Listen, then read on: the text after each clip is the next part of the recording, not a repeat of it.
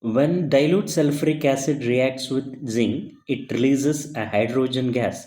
In this experiment, I take some zinc in the test tube and add a dilute sulfuric acid. A reaction begins.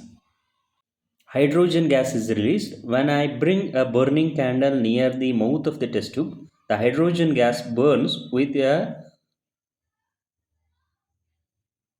pop sound. Zinc becomes zinc sulfide. It's an exothermic reaction.